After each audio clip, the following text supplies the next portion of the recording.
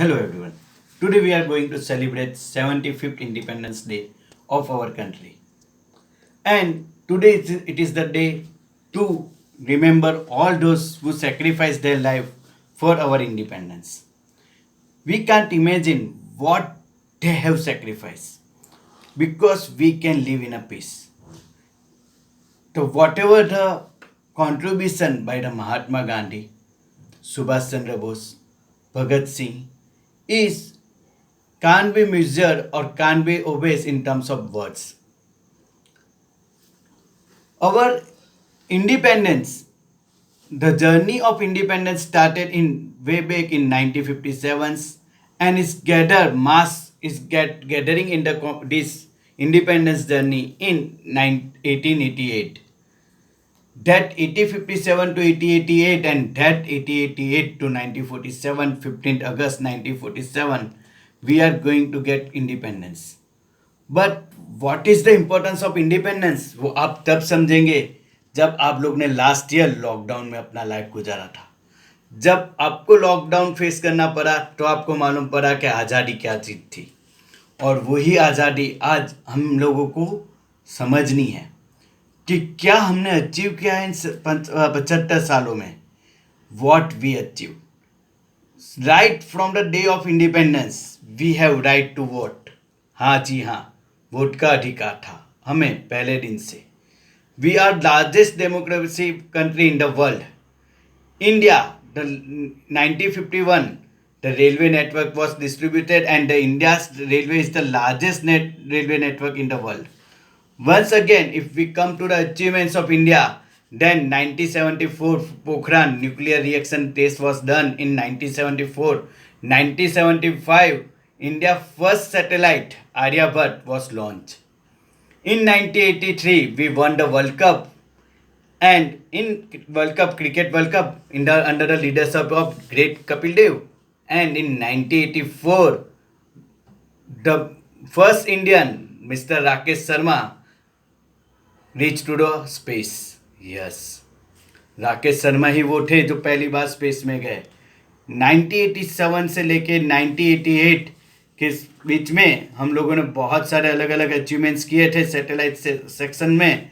And वहाँ से हमारा पहला 1992 के अंदर जब हम लोग ने डिसाइड किया कि भाई अब तो हमें कुछ और कुछ नया कर दिखाना था, पोखरान वापस हुआ और वो पोखरान 2 कहलाया गया under the Atal Vajpayee government. 1999 में हमने कारगिल वॉर जीता जो सबसे ऊपर सबसे हाईएस्ट पीक पे था। 1999 में हमने कारगिल वॉर जीता और 2003 के अंदर हम लोग ने कॉमनवेल्थ गेम्स के लिए तैयारियां शुरू की। 2008 में वो Commonwealth game first time in India खेला गया। 2008 में अभिनव बिंद्रा ने ओलंपिक में फर्स्ट गोल्ड मेडल इंडिया के लिए लेके आया। ये सब हमारे अचीवमेंट्स कम नहीं हैं और उससे भी बड़ा अचीवमेंट था 2013-14 में जब हमने अलग अलग कंट्रीज़ के साथ मिल के चंद्रयान 1 जो 2008 में सक्सेसफुल हुआ था और 2013 में we are the first and only country in the world to reach the Mars orbit in a first attempt. जी हाँ, मिशन मंगल में भी यही चीज़ बताया गया था और वही मैं आपको कह रहा हूँ कि हम लोग ने बहुत सारे ऐसे अचीवमेंट्स किए हैं कि जो कोई सोच भी नहीं सकता था ना सोच सकता है। इंडिया के अंदर राइट टू इंफॉर्मेशन भी है, राइट टू एजुकेशन भी है। 2014 में India was declared as a polio free by the WHO. We all know that India is the largest producer, largest democracy in the world, and here we have the maximum number of doctors, engineers, and scientists. So when it's come to the population, India is the second largest population in the world. But even though the vaccination rate after the COVID is one of the greatest in the world, near around 53.6 crore people in India get vaccinated under the government of India. Now, when it is come about the freedom, then we can say that freedom of right to education, right to speak, and many more are come. Now so आज बच्चों को मैं सब एक ही चीज़ कहना चाहता हूँ कि आप अपने लिए स्टैंड लेना सीखिए। Take a stand for what you trust इन।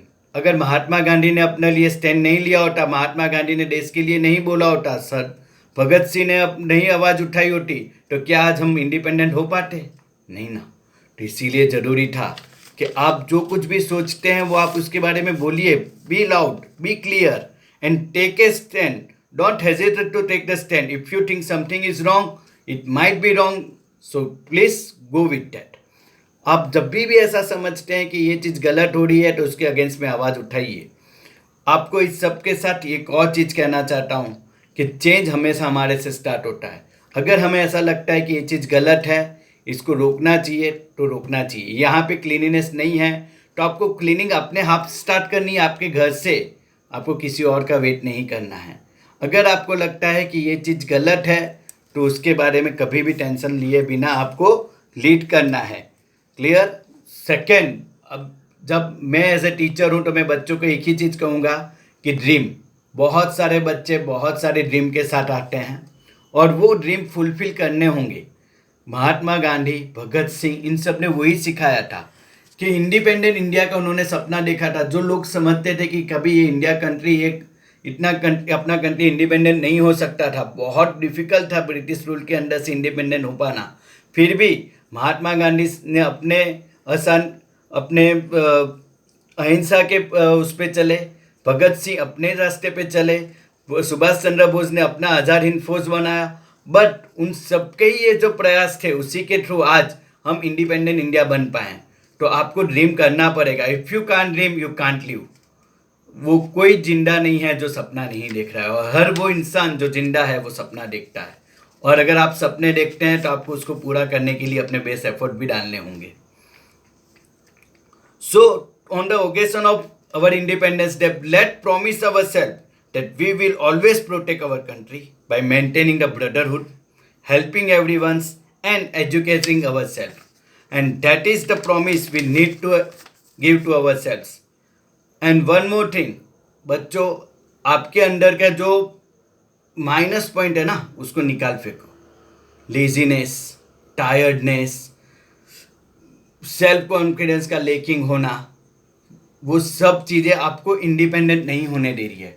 आपको अगर इंडिपेंडेंट होना है, कॉन्फिडेंट होना है, तो वर्क हार्ड कीजिए. Believe in yourself. If you start believe in yourself then you can achieve whatever you want to achieve. Because आने वाले फ्यूचर के आप ही नेता हो. नन्हे मुन्ने बच्चे तेरे मुट्ठी में क्या है, अगर वो बताएंगे तो तुम्हारी मुट्ठी में पूरी दुनिया है. तो प्लीज़ अचीव करो. इसी के साथ आज के इंडिपेंडेंस डे की कुछ लाइनों के साथ आज का मैं इंडिपेंडेंस स्पीच कंप्लीट करना चाहूँगा. Freedom in the mind, freedom in the mind and faith in the words, pride in our heart and memories in our souls. Let's salute the nation on the independence day. जय हिंद, जय भारत.